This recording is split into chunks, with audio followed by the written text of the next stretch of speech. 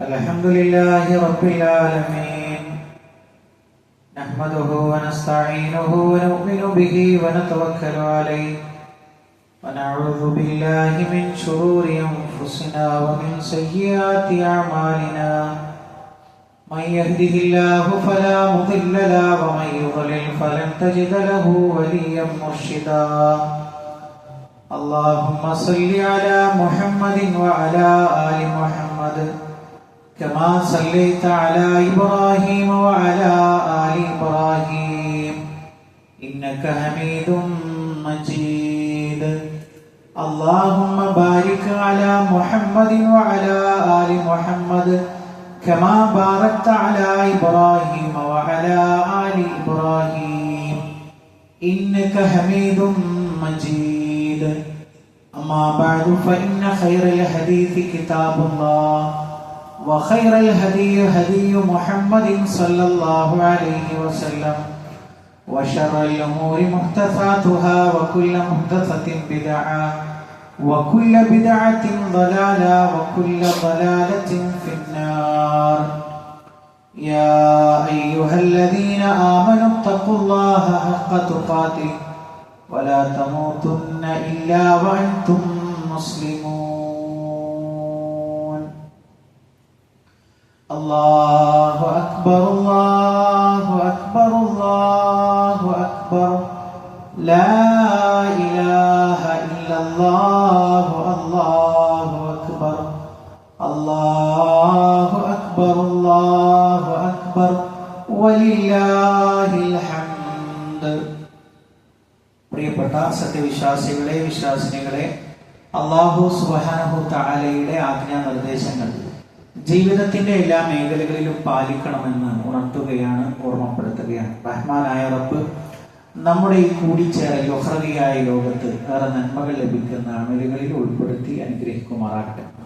പ്രിയപ്പെട്ട സത്യവിശ്വാസികളെ, അല്ലാഹു സുബ്ഹാനഹു തആല ഒരു വർഷം മുമ്പ് കഴിഞ്ഞുപോയ പാപങ്ങളെയും ശേഷം വരാനിരിക്കുന്ന ഒരു വർഷത്തെ പാപങ്ങളെയും പുറത്തു തരാമെന്ന് നമ്മളോട് വാഗ്ദാനം ചെയ്ത് നമുക്ക് നൽകിയിട്ടുള്ള ഒരു ഓഫർ എടുത്തുകൊണ്ടാണ് നമ്മൾ എല്ലാവരും ഇന്ന് പള്ളിയിൽ ഒരുമിച്ചിരിക്കുന്നത്.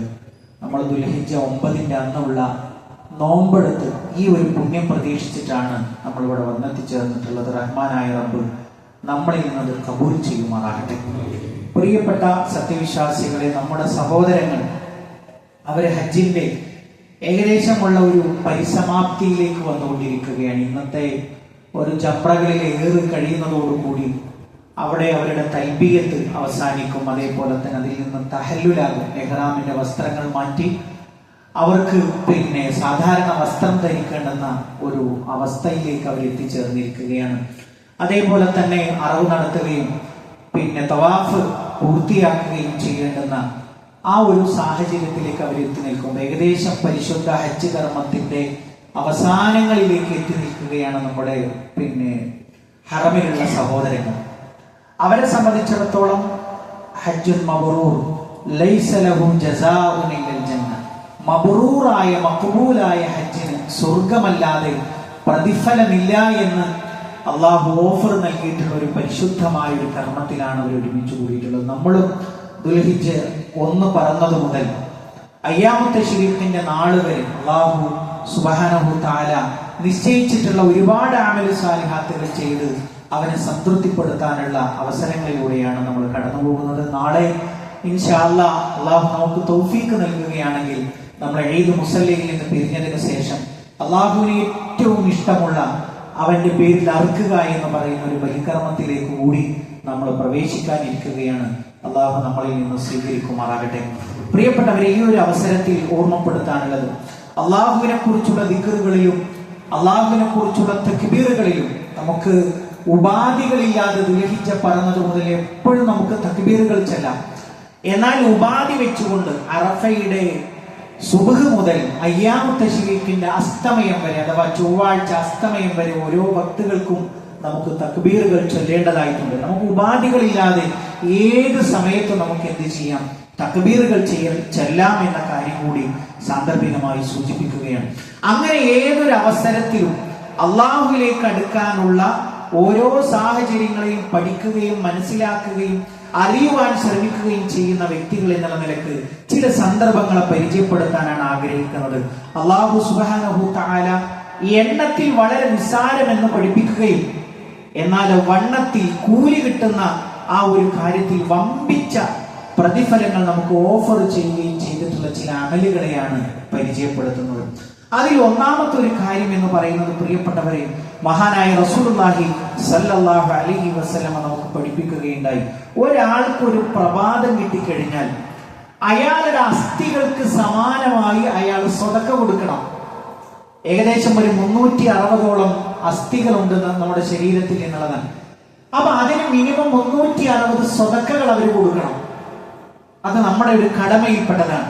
എന്നിട്ട് പ്രവാചകൻ സല്ലല്ലാഹു അലൈഹി വസല്ലമ പഠിപ്പിക്കുകയുണ്ടായി, ഫകുല്ലു തസ്ബീഹത്തിൻ സ്വതക്ക, എല്ലാ സുബ്ഹാനല്ലാഹ് ചൊല്ലലും തസ്ബീഹാണ്. ആ തസ്ബീഹുകൾ എന്താണ്? സ്വതക്കയാണ്. വകുല്ലു തഹ്മീദത്തിൻ, എല്ലാ അൽഹംദുലില്ലാഹ് എന്ന് പറയുന്നത് സ്വതക്കയാണ്.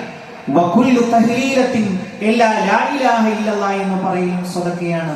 വകുല്ലു തക്ബീറത്തിൻ സ്വതക്ക, എല്ലാ അല്ലാഹു അക്ബർ എന്ന് പറയുന്നതും സ്വതക്കയാണ്. എന്നിട്ട് പ്രവാചകൻ സല്ലല്ലാഹു അലൈഹി വസല്ലം പറഞ്ഞു, ഇങ്ങനെ സുബ്ഹാനല്ലാഹ് ചൊല്ലി നമ്മൾ ഓരോ ദിവസവും 360 തകക്കണമെന്ന്. 360 സ്വതക്കയുടെ ആ ഒരു പ്രതിഫലത്തിലേക്ക് നമ്മൾ എത്തണം. എന്നിട്ട് പ്രവാചകൻ സല്ലല്ലാഹു അലൈഹി വസല്ലം പഠിപ്പിച്ചു, വയുജിസിഉ മിൻ ദാലിക റകഅതാനി യർകഉഹുമാ മിൻ അദ്ദുഹ. ഈ 360 സ്വതക്കക്ക് പകരമായിട്ട് 2 റകഅത്ത് നിങ്ങൾ ദുഹാ നമസ്കരിച്ചാൽ മതി. പ്രവാചകൻ സല്ലല്ലാഹു അലൈഹി വസല്ലമ അതിന്റെ പോരിശയാണ് പഠിപ്പിച്ചത്.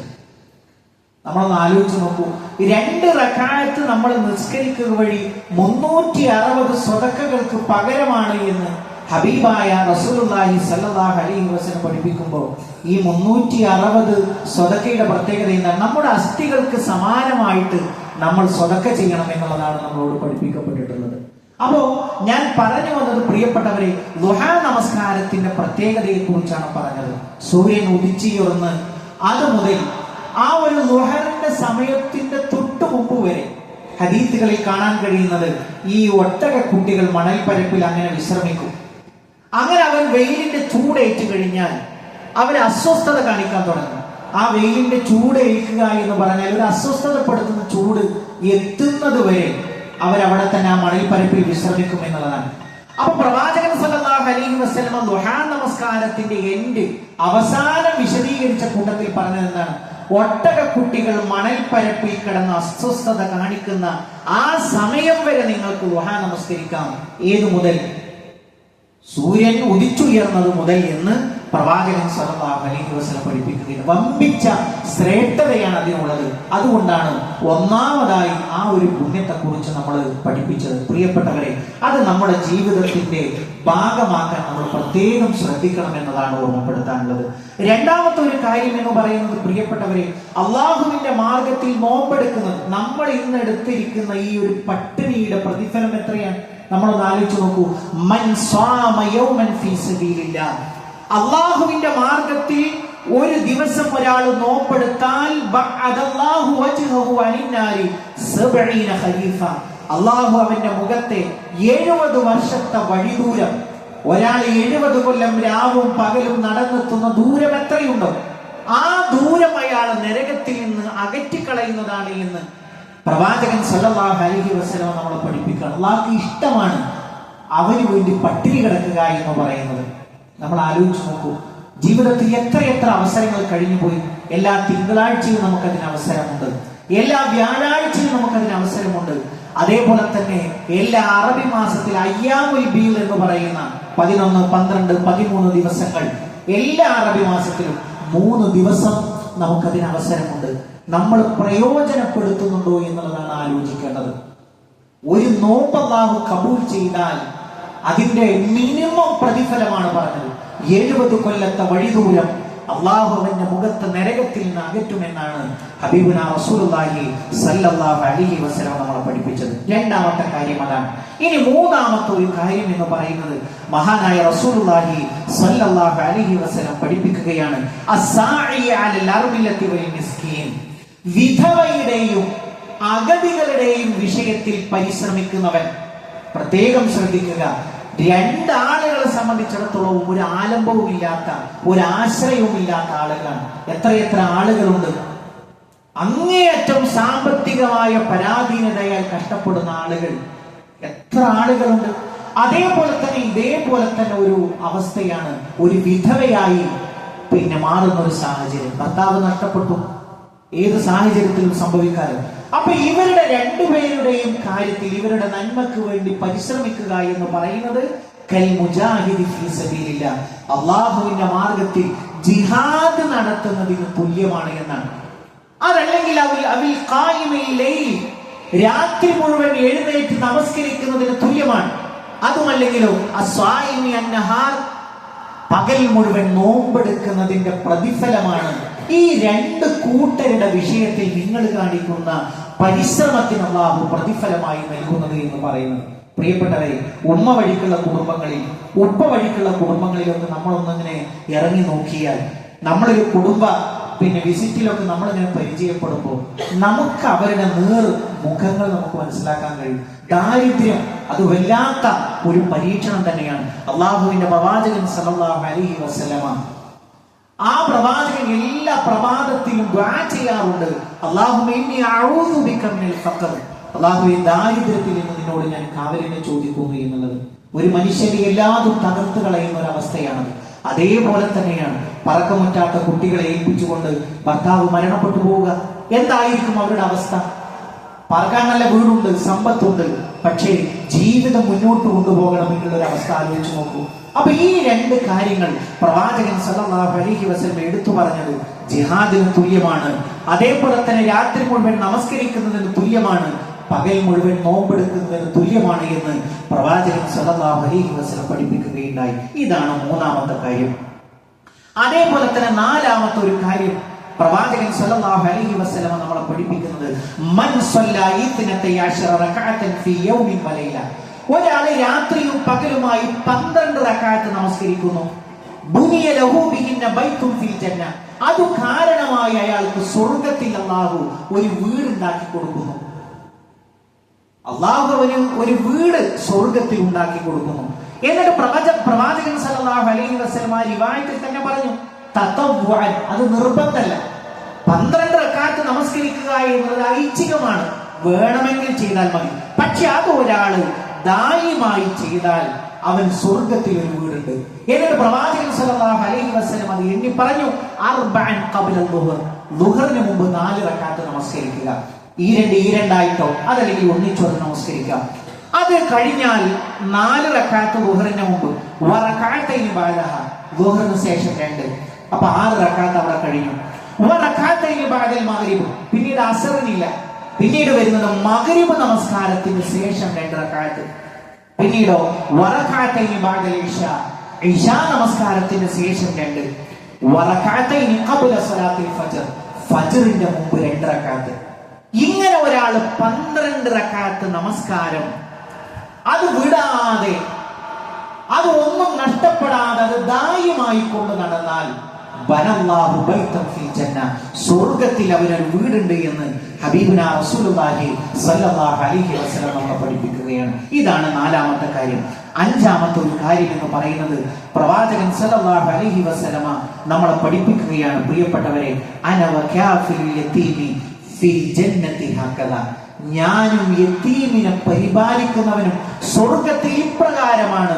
വഅശാറ ബിസ്സബാബതി വൽ വുസ്താ, ചൂണ്ടുവിരലും മധ്യവിരലും പ്രവാചകൻ ഇങ്ങനെ ചേർത്ത് പിടിച്ചു. എന്നിട്ടോ പ്രവാചകൻ പഠിപ്പിക്കുകയാണ്, ഈ 2 വിരലുകൾ ഏതുപോലെയാണോ അതുപോലെയാണ് സ്വർഗ്ഗത്തിൽ യതീമിനെ പരിപാലിക്കുന്നവരും ഞാനും ഉണ്ടാകുക എന്ന് ഹബീബായ റസൂലുള്ളാഹി സ്വല്ലല്ലാഹു അലൈഹി വസല്ലം നമ്മളെ പഠിപ്പിക്കുകയാണ്. പ്രിയപ്പെട്ടവരെ, നമ്മളെയൊക്കെ സംബന്ധിച്ചിടത്തോളം ഏത് സമയത്തിലും ഏത് കുടുംബത്തിലേക്കും കടന്നു വരാവുന്ന ഒരവസ്ഥയാണ് യതീമുകളാവുക എന്ന് പറയുന്നത്. നമ്മുടെയൊക്കെ ജീവിതത്തിൽ എത്രയോ ആളുകൾ നമ്മൾ കാണുന്നുണ്ട്, എത്രയോ മക്കളെ നമ്മൾ കാണുന്നുണ്ട്.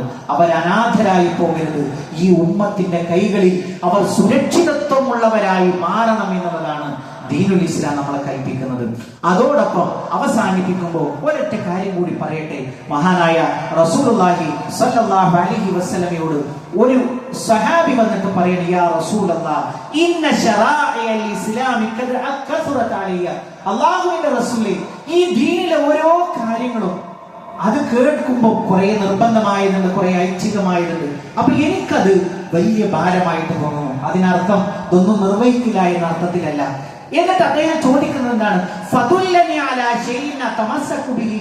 അല്ലാഹുവിന്റെ റസൂലേ, സ്ഥിരമായി എനിക്ക് കൊണ്ടു നടക്കാവുന്ന ഒരമലി എനിക്ക് പരിചയപ്പെടുത്തി തന്നാലും. ഇങ്ങനെയുള്ള ചോദ്യങ്ങൾ പല രൂപത്തിൽ ഹദീസുകളിൽ നമുക്ക് കാണാൻ കഴിയും. അപ്പൊ പ്രവാചകൻ സല്ലല്ലാഹു അലൈഹി വസല്ലമ ഒരു പ്രവർത്തനം സ്ഥിരമായി കൊണ്ടു നടക്കാൻ ഒരു പ്രവർത്തനം അദ്ദേഹത്തിന് പഠിപ്പിച്ചു കൊടുക്കുകയാണ്. ലാ യസാലു ലിസാനക റുത്ബൻ മിൻ ദിക്രില്ലാഹി അസ്സ വജല്ല.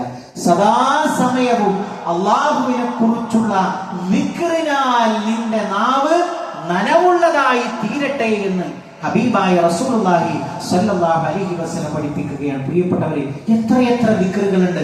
സാധാരണ സലഫികളായ ആളുകളെ കുറിച്ച് പറയാം, അവർക്ക് ദിക്റൊന്നുമില്ല. എന്നിട്ട് കണ്ടോ, മയ്യത്ത് കൊണ്ടുപോകുമ്പോ കണ്ടില്ലേ, അവരൊന്നും മിണ്ടൂല.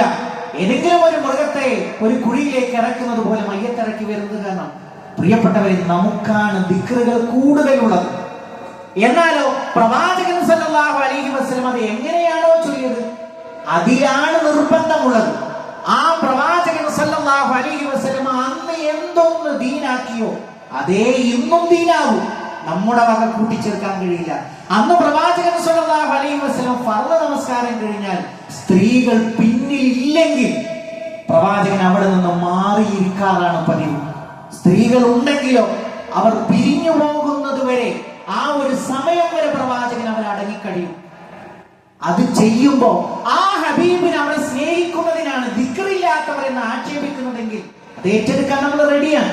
അള്ളാഹുവിന്റെ റസൂൽ സല്ലല്ലാഹു അലൈഹി വസല്ലം മയ്യത്ത് കൊണ്ടുപോകുമ്പോ നിശബ്ദമായിട്ടാണ് കൊണ്ടുപോയതെങ്കിൽ അത് ആ പ്രവാചകൻ ചെയ്തത് അനുസരിക്കുക വഴി നമ്മൾ ധിക്കാരികളാണെങ്കിൽ ആ ധിക്കാരം ഏറ്റെടുക്കാൻ നമ്മൾ റെഡിയാണ്. കാരണം എന്താണ്? ജനങ്ങളുടെ വാക്കുകളല്ല പ്രധാനം, ഹബീബിനോടുള്ള പ്രിയമാണ്. പ്രവാചകൻ സല്ലല്ലാഹു അലൈഹി വസല്ലമയോട് ഉമർ ബിൻ ഖത്താബ് റളിയല്ലാഹു അൻഹു എന്ന് പറഞ്ഞില്ലേ, അല്ലാഹുവിന്റെ റസൂലേ, എന്റെ തടി കഴിഞ്ഞാൽ എനിക്ക് ഏറ്റവും പ്രിയം അങ്ങയോടാണ്. പ്രവാചകന്റെ മറുപടി എന്താണ്? ആയിട്ടില്ല ഉമറെ, പിരിശമായിട്ടില്ല. പിന്നെയോ ഉമർ റളിയല്ലാഹു അൻഹുവിനെ കൊണ്ട് തിരുത്തി പറയിപ്പിച്ചു, എന്റെ ജീവനേക്കാളേറെ. വിശുദ്ധ ഖുർആൻ അങ്ങനെയാ പഠിപ്പിച്ചത്, നമ്മുടെ ജീവനേക്കാളേറെ ആ ഹബീബിനോട് സ്നേഹമുണ്ടെങ്കിലേ ഈമാൻ ഉണ്ടാവുകയുള്ളൂ എന്നതിലാണ് നമുക്ക് കണിശതയുള്ളത്. അതല്ലാതെ ദിക്റിനോടല്ല, ദ്വാകളോടല്ല, ഖുർആൻ പാരായണത്തോടല്ല. നല്ലതല്ലേ എന്ന് പറഞ്ഞിട്ട് നമുക്ക് ജുമുഅ ഒരു 4 റക്അത്താക്കാൻ കഴിയുമോ? പാടില്ല. കാര്യം എന്താണ്? 1400 കൊല്ലങ്ങളുടെ മുമ്പുള്ള ആ ഒരു ചങ്ങലയിലേക്ക് എത്തിമുട്ടണം. അവിടേക്കുള്ള സനത് വേണം. അന്ന് എത്രയാണോ ജുമാ നിസ്കരിച്ചത് അതേ ഇന്നുമാകാവൂ. ഖിയാമത്ത് നാൾ വരെ അങ്ങനെയേ ആകാവൂ.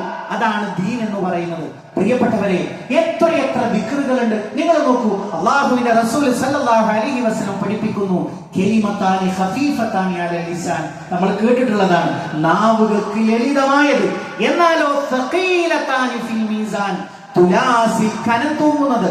ഹബീബത്താനി ഇലർ റഹ്മാൻ, റഹ്മാനായ റബ്ബിന് ഏറ്റവും പ്രിയങ്കരമായ 2 എണ്ണം. ഏതാണ് ആ 2 ദിക്റുകൾ? സുബ്ഹാനല്ലാഹി വബിഹംദിഹി, സുബ്ഹാനല്ലാഹിൽ അദീം. നമുക്ക് ഇനി ഒന്നും അറിയില്ലെങ്കിലും പ്രിയപ്പെട്ടവരെ, എത്രയും നമുക്ക് സുബ്ഹാനല്ലാഹ് ചൊല്ലാം, എത്രയും നമുക്ക് അൽഹംദുലില്ലാഹ് ചൊല്ലാം. നമ്മുടെ നാവുകൾ അല്ലാഹുവിന്റെ ദിക്റിനാൽ നനവുള്ളതായി മാറട്ടെ പ്രിയപ്പെട്ടവരെ എന്നാണ് പറയാനുള്ളത്. അതുകൊണ്ട് നന്മയുടെ ഭാഗത്തു കൂടി സഞ്ചരിക്കുന്ന ആളുകൾക്ക് വളരെ ലളിതമായിട്ടുള്ള ഒട്ടേറെ അമലുകൾ പ്രമാണങ്ങളിലുണ്ട്. അതിൽ ഏതാനും ചിലത് മാത്രമാണ് പരിചയപ്പെടുത്തിയത്. ജീവിതത്തിൽ പുലർത്താൻ ശ്രദ്ധിക്കുക. റഹ്മാനായ റബ്ബ് അനുഗ്രഹിക്കുമാറാകട്ടെ.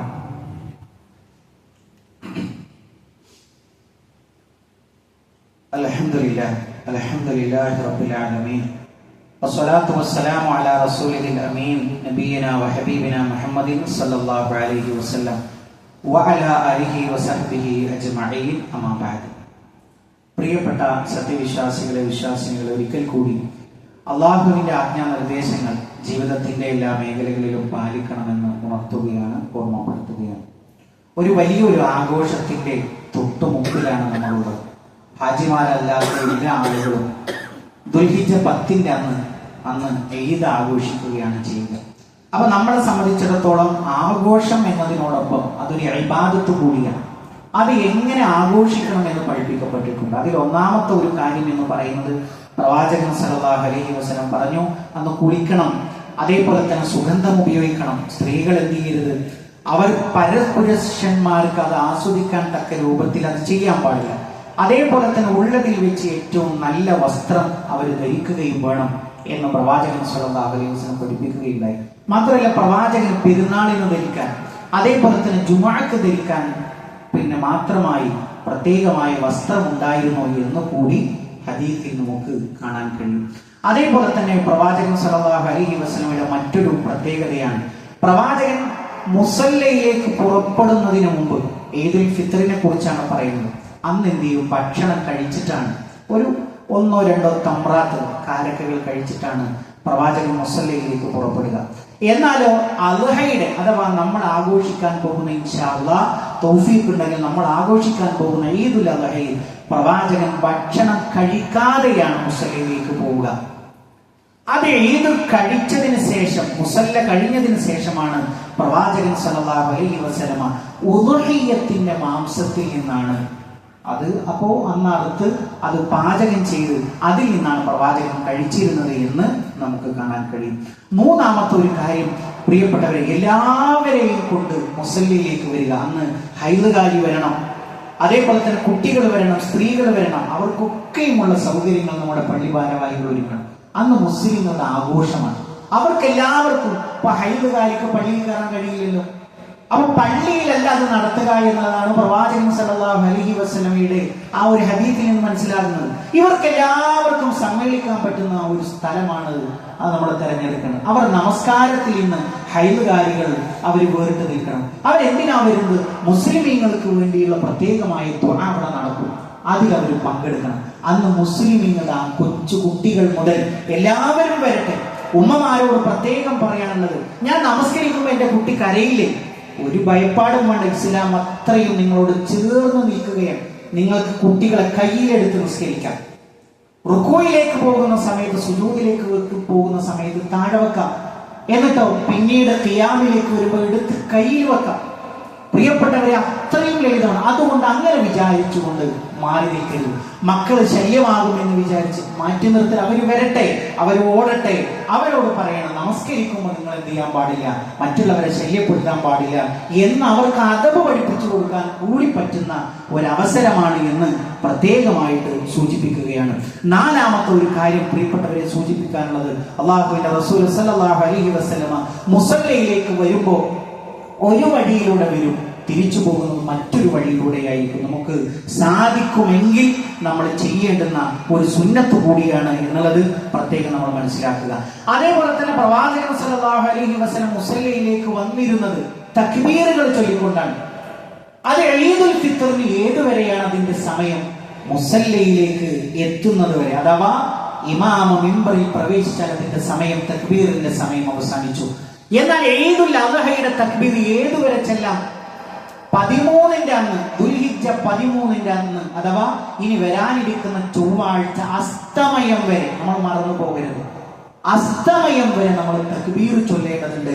ആ കാര്യം പ്രത്യേകമായിട്ട് സൂചിപ്പിക്കുകയാണ്. മറ്റൊരു കാര്യം എന്ന് പറയുന്നത്, പ്രിയപ്പെട്ടവരെ, അല്ലാഹുവിന്റെ റസൂൽ സല്ലല്ലാഹു അലൈഹി വസല്ലമയുടെ സഹാബത്ത് ഈ ഒരു സമയത്ത് അവര് തഖബ്ബലല്ലാഹു മിന്നാ വ മിൻകും എന്ന് പറഞ്ഞുകൊണ്ട് പരസ്പരം ഈദുകൾ അങ്ങോട്ടും ഇങ്ങോട്ടും ആശംസിക്കാറുണ്ടായിരുന്നു എന്ന ഒരു സമ്പ്രദായവും നമുക്ക് കാണാൻ കഴിയും. ചുരുക്കത്തിൽ ഒട്ടേറെ നിയമാവലികൾ ഇതുമായി ബന്ധപ്പെട്ടുകൊണ്ട് നമ്മൾ ശ്രദ്ധിക്കേണ്ടുന്ന വളരെ പ്രധാനപ്പെട്ട ചില കാര്യങ്ങളാണ് സൂചിപ്പിച്ചത്. പ്രിയപ്പെട്ടവരെ, ഏതൊരവസ്ഥയിലായിരുന്നാലും നമുക്ക് ദീനാണ് പ്രധാനം, അതിന്റെ ആജ്ഞകളാണ് പ്രധാനം. അതിലൂടെ നമുക്ക് ഖൈറുള്ളൂ. ഇരു ലോകത്തും നമ്മുടെ നന്മ കുടികൊള്ളുന്നത് ആ ദീനീപരമായ ജീവിതത്തിലാണ്. അതുകൊണ്ട് അതിലേക്ക് നമ്മൾ ചേർന്നിരിക്കുക. കൂട്ടത്തിൽ പറയാനുള്ളത്, നമ്മൾ താടി വെച്ച് ശീലമില്ലാത്ത ആളുകൾ ചിലപ്പോൾ നമ്മുടെ കൂട്ടത്തിൽ ഉണ്ടാകും. പക്ഷെ അവർ ഉമഹിയത്തിന് ചേർന്നത് മുതൽ അവരതൊന്നും നീക്കം ചെയ്തിട്ടില്ല. പ്രിയപ്പെട്ടവരെ, അല്ലാഹുവിന്റെ റസൂൽ സല്ലല്ലാഹു അലൈഹി വസല്ലം ഇഷ്ടമുള്ള കാര്യമാണ്. പ്രവാചകന്റെ ഏറ്റവും വലിയ സുന്നത്താണ് സമൃദ്ധമായി താടി ഉണ്ടാവുക എന്നുള്ളത്. അത് അങ്ങനെ തന്നെ നിലനിർത്താൻ വേണ്ടി അത് വടിക്കണ്ട, അത് വടിക്കുക എന്നുള്ളത് ഒരു തരം ശൈത്താനിയത്താണ്. അതിലേക്ക് നമ്മൾ ഈ ഒരു തുടക്കം അതൊരു നല്ലൊരു തുടക്കമാണ്. കാരണം നമ്മൾ നഖം വെട്ടിയിട്ടില്ല, മുടിയെടുത്തിട്ടില്ല. ദുൽഹിജ്ജ 1 മുതൽ അറവ് നിശ്ചയിച്ചത് മുതൽ ആ ഒരു മാതൃകയിലാണ് നമ്മളുള്ളത്.